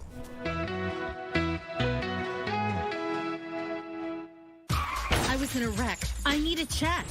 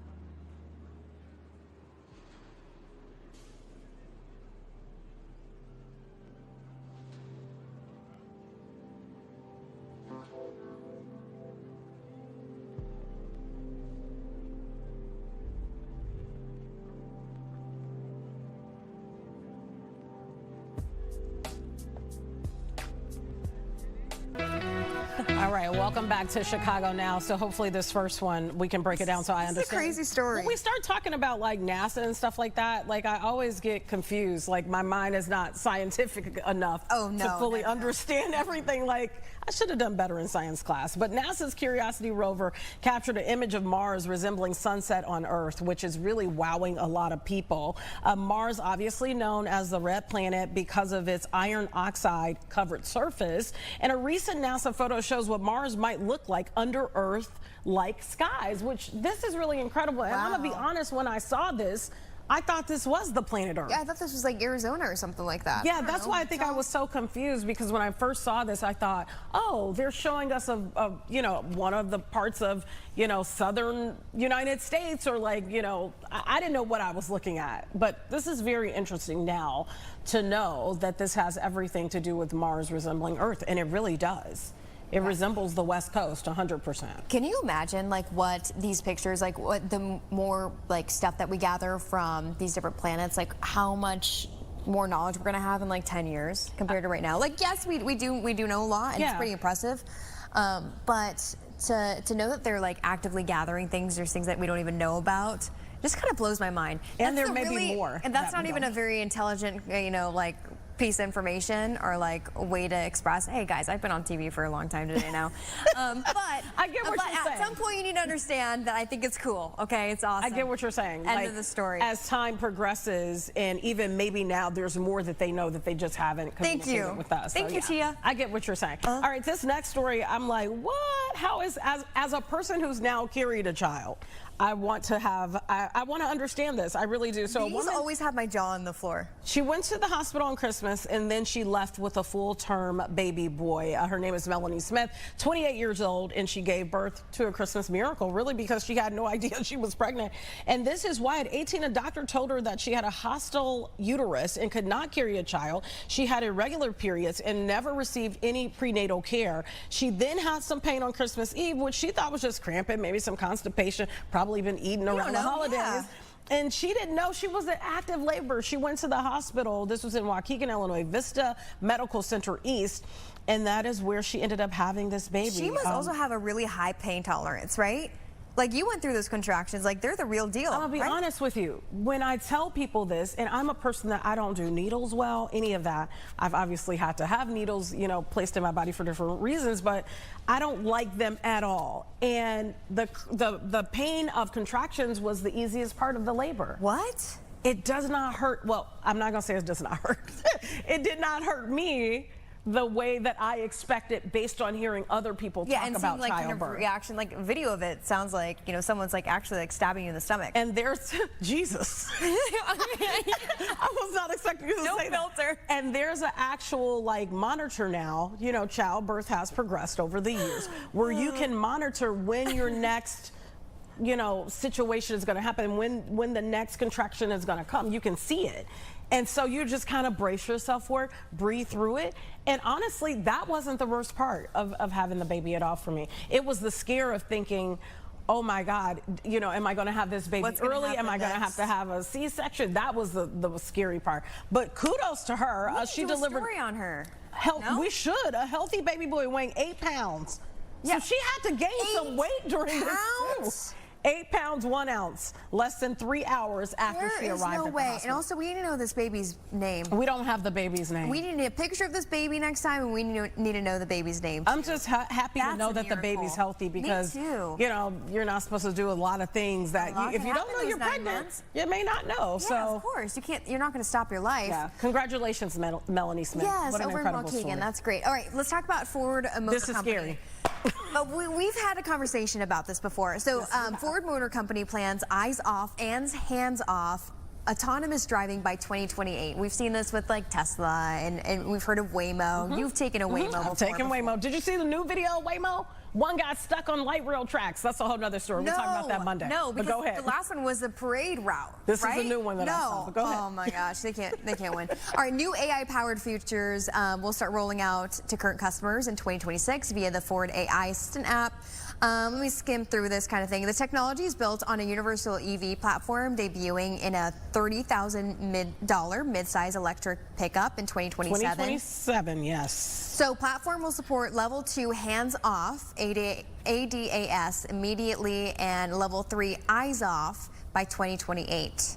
So full integration will appear on models in 2027. So what does that mean to you? So that means, yeah, like when you're driving down a highway, right? And correct me if I'm wrong, because I don't. No hands on the wheel. No hands on the wheel. You can be like this. You're chatting with the kids. And you're in the driver's side of the car. Toy. I mean, I just can't. I don't know. I just feel like, you know, I don't trust anything that much. Can you trust? I also don't have much experience in like these, like in Teslas. I guess that's the only one that's like kind of available to us because there's no Waymos around. And I haven't been in one when I've been like traveling or anything. Like, how slow are they going? Because they have to have a certain like amount of distance between. They go the speed limit. They go, wait, yeah. So like. So if there is a car in front of you. I'm always trying to go the speed limit. Like, I'm always trying to go like 5 over. You know? So if there's a car in front of you, they keep a decent distance from the car. They're not right up on the car. But there have been instances, I told you, where I've watched people that are eyes off, hands off in their Tesla, and they are too close for my comfort to a car in front of them. They're not looking to know, but maybe they feel like it's okay. But for me personally, it's too close for comfort. I'm just not comfortable with this yet. I mean, technology goes wrong. Things happen. And so, I mean, we're not hearing about it every day, but maybe that's by design. I don't know. I am assuming that someone like me, I will say it, I'm a certified backseat passenger driver. I like being, my hands on the wheel. I like being in control. I am not good at keeping quiet when someone else is driving, especially maybe my husband. I get jumpy. Photographers is different. For some reason, a photographer could be going like 110, and I'm cool with it. I'm cool with it. I am the worst as with these photographers. Oh, really? No, yes, I'm like chilling. I'm like, whatever happens right now, you got me in your hands. Don't blow at that man. My husband, I can't. That's me. I can't. I chatter a little bit too much. My dad, my parents, yeah, I'll give a little bit of instruction. My biggest thing is do not argue with anybody on the road. I don't care how you drive. No, but if I'm in this car, do not have a debate with Johnny who's driving too slow or too fast. Leave those people alone. Yeah, that's so true. That's so true. But I need to stop because for this, knowing that I don't have the control that I need, I would not do well. So you're a control freak. Good to know. All right. Yeah. Good, better, best. Forget the rest. This weekend, the Bears are going to slay the Green Bay Packers. We'll be back Monday with talks about the W. We'll see you next week. Have a great weekend, everybody. See ya. See ya.